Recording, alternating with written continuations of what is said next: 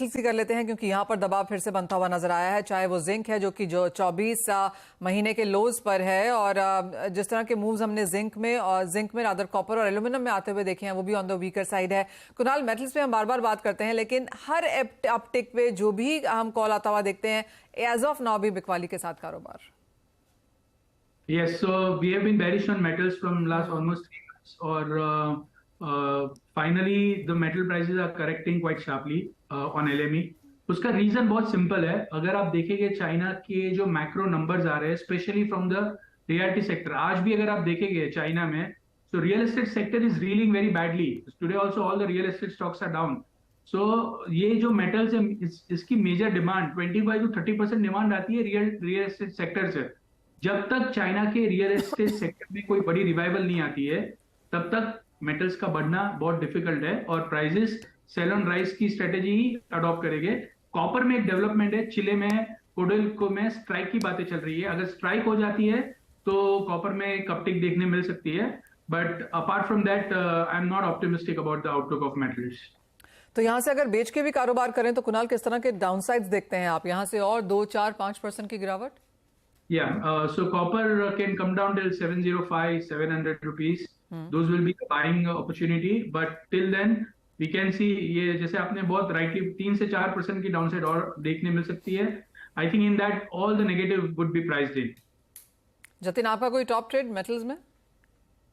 Manisha, copper के साथ ही जाना चाहूंगा। कॉपर जो है मेरे लिए बेरिश ट्रेंड में कंटिन्यूड है। इनफैक्ट लास्ट 2-3 महीनों से जो ब्रॉड ट्रेंड जो था वो जो जब भी 780 790 के पास था तब एक हायर एस्केलेशन था। प्राइस डिस्कवरी वहां पे अगर देखने जाएंगे तो बहुत ही ओवरबॉट लग रहा था उस समय पर, और ये लेवल्स पे थोड़ा सा ओवरसोल्ड जरूर लग रहा है मुझे, लेकिन सेलिंग का रुझान ही रखूंगा मैं।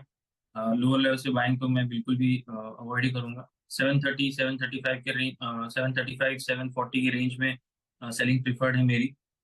लेवल वाइज में देखने जाऊँ तो 750 के ऊपर मुझे लग नहीं रहा है कि प्राइस जो है वो स्टेबल होंगे या ऊपर आएंगे। तो 751 एक ब्रॉड स्टॉप लॉस माइंड में रखते हुए 740 735 के बीच में सेल की एडवाइस रहेगी कॉपर के अंदर। और लोअर साइड में 720 725 के टारगेट्स के हिसाब से पोजिशनली स्विंग ट्रेड के हिसाब से इसको लेना चाहिए। इंट्राडे में आपको ये लेवल्स मिलेंगे या नहीं ये कहना डिफिकल्ट है, क्योंकि आज कुछ डेटा स्पेसिफिकली कुछ मार्केट है नहीं, साइडवेज मार्केट रह सकता है। तो जब भी आपको 740 735 के बीच में प्राइसेस मिलता है तभी सेल करके चलिए। जतिन, आप बेच रहे हैं मेटल्स में, तो क्या वही रुझान चांदी पे भी रहेगा?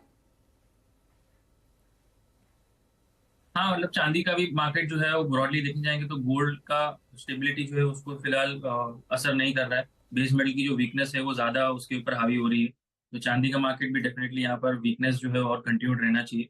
हालांकि मुझे लग रहा है एक फेज है थोड़ा सा करेक्शन का, जब तक ये यूएस की जो डेब्ट क्राइसिस जो चल रही है उसका थोड़ा सा क्लियरिटी और विजन बाहर नहीं आ जाता तब तक ये थोड़ा सा वीकनेस का जो दौर है वो चलते रहना चाहिए सिल्वर के अंदर। जैसे ही उसका यूएस की तरफ से कुछ क्लैरिटी आनी शुरू हो जाएगी तब मुझे लग रहा है एक शार्प सेल ऑफ एक बार हो जाएगा और उसके बाद वहां से एक सपोर्ट लेना शुरू कर देगा। बट लेवल वाइज कहाँ पे होगा ये अभी कहना मुश्किल रहेगा, जिस हिसाब से जो भी डेवलपमेंट वहां पे होती है। लेवल वाइज में देखने जाऊं तो 75,000 एक मेरे लिए स्ट्रॉन्ग रेजिस्टेंस पॉइंट है। सो सेल ऑन राइज की स्ट्रेटेजी यहाँ पर भी मेरी मेंटेन रहेगी। 74,000 74,500 ये लेवल्स जो है मैं वॉच कर रहा हूँ सेलिंग के लिए। जब भी मुझे प्राइसेस 74,000 72,500 के बीच में मिलेंगे तब मेरे साइड से रिकमेंडेशन रहेगी कि इसको सेल करके चलो चांदी को 75,200 का एक स्ट्रिक्ट स्टॉप लॉस रखकर, और लोअर एंड पर 72,500 72 71,500 ये लेवल्स में देख रहा हूँ आने वाले दिनों में नीचे की तरफ आते हुए। ऑलराइट, तो मेटल्स में यहाँ पर बेच के ही काम करना है। चांदी में भी कोई अपटिक मिले तो यहाँ पर बिकवाली की राय फिलहाल आती हुई। जतिन, बहुत शुक्रिया साथ जुड़ने के लिए, तमाम स्ट्रैटेजीज के लिए। एक ब्रेक के लिए रुकेंगे, जब लौटेंगे तो बात करेंगे एग्री स्पेस की।